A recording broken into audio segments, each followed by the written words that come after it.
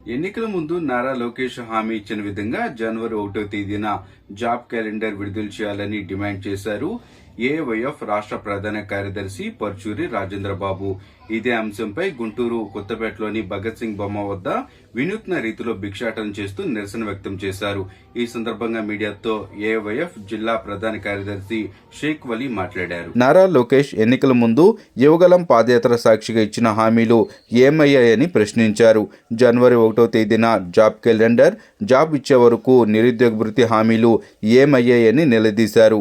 కూటమి ప్రభుత్వ ఎన్నికల హామీల సాధన కోసం జనవరి 30వ తేదీన చలో విజయవాడ చేపడుతున్నామని, త్వరలోనే సీఎం క్యాంప్ కార్యాలయం ముట్టడి కూడా చేపడుతున్నామని హెచ్చరించారు. ఎన్నికల సందర్భంగా నారా లోకేష్ గారు రాష్ట్ర వ్యాప్తంగా యువగలం పాదయాత్ర నిర్వహిస్తూ జనవరి 1వ తారీఖున జాబ్ క్యాలెండర్ ప్రకటిస్తాము, 5 సంవత్సరాల్లో 20 లక్షల ఉద్యోగాలు భర్తీ చేయడం కానీ లేదా 3,000 రూపాయలు నిరుద్యోగ భృతి ఇచ్చేటటువంటి బాధ్యత మాది అని చెప్పేసి అధికారంలోకి వచ్చారు. నేను అధికారంలోకి వచ్చి సంవత్సరం 8 నెలల కాలం గడుస్తున్నా జాబ్ క్యాలెండర్ ప్రకటించినటువంటి పరిస్థితి లేదు.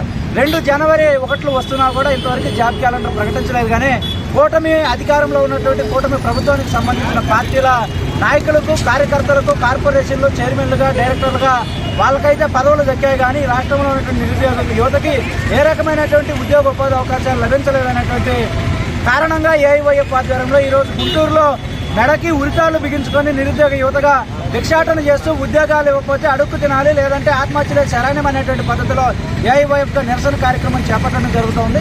ఇప్పటికైనా రాష్ట్ర ముఖ్యమంత్రి గారు, అదేవిధంగా ఉన్నటువంటి లోకేష్ గారు ఎన్నికల హామీలు నిలబెట్టుకోవాలని, జనవరి 1న జాబ్ క్యాలెండర్ ప్రకటించాలని, లేని పక్షంలో జనవరి 30వ తారీఖున చలో విజయవాడ కార్యక్రమం నిర్వహించడంతో పాటుగా సీఎం క్యాంప్ కార్యాలయాన్ని కూడా ఏఐవైఎఫ్గా ముట్టడిస్తామని చెప్పేసి సందర్భంగా హెచ్చరిస్తాం. ఏదైతే ఆంధ్ర రాష్ట్రానికి 3 మొనగాళ్ళు వచ్చారనుకున్నాం, మేము 3 మోసగాళ్ళు ఆంధ్ర రాష్ట్రానికి వచ్చారు. ఈ 3 మోసగాళ్ళు గత ప్రభుత్వం జగన్మోహన్ రెడ్డి గారు పాలన బాగలేదని మీరు ఏదైతే చంద్రబాబు, లోకేష్ గారు, పవన్ కళ్యాణ్ ఈ 3 మోసగాళ్ళను మేము అధికారంలో తేవడం జరిగింది.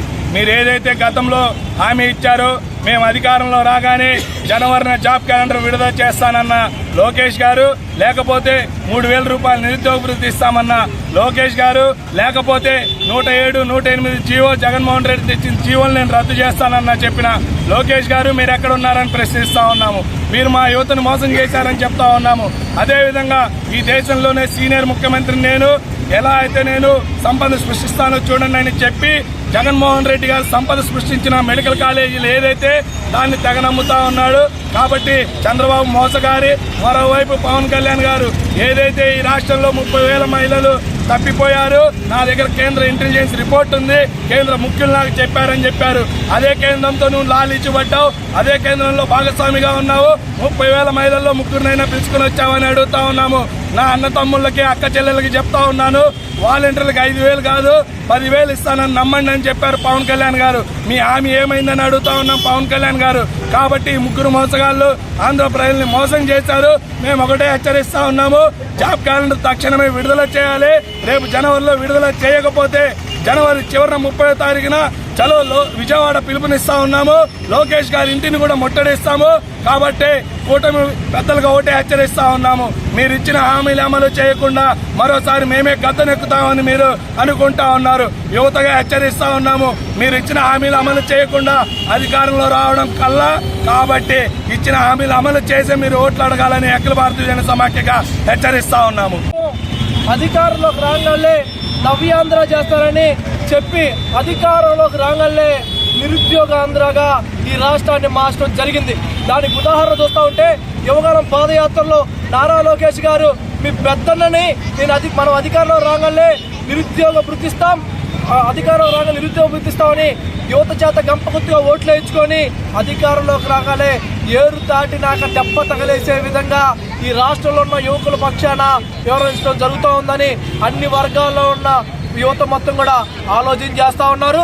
తక్షణమే మీరు ఏదైతే ఎన్నికల హామీలో పొందుపరిచాలో జనవరి 1కి జాబ్ క్యాలెండర్, అంతకుముందు మీరు చెప్పారు 2,35,000 ఉద్యోగాలు మేము రాంగల్లే భర్తీ చేస్తామని. ఈ రాష్ట్రంలో భర్తీలు ఎవరికి అవుతున్నాయి అంటే తెలుగుదేశం పార్టీ జెండా మోసిన వాళ్ళకి పదవులు వస్తున్నాయి. కానీ మీకు అధికారంలో తీసుకొచ్చిన యువతకి ఒక్క పదవి కూడా ఇవ్వలేని పరిస్థితిలో ఇప్పుడున్న కూటమి ప్రభుత్వం వ్యవహరిస్తూ ఉంది. ఇప్పుడు పవన్ కళ్యాణ్ గారు చెప్పారు మేము అధికారంలో రాగానే ఉద్యోగాలు వస్తాయి. అయ్యా పవన్ కళ్యాణ్ గారు, మీ పక్కన తిరిగేది మొత్తం యువతే, మీ పక్కన తిరిగేది మొత్తం కూడా యువత. కాబట్టి మీరు తక్షణమే యువతకి పెద్ద ఎత్తున పెద్ద పెట్టేయాలంటే వాళ్ళందరికీ ఉద్యోగాలు ఇస్తేనే పెద్ద పెట్టేసినట్టుగా.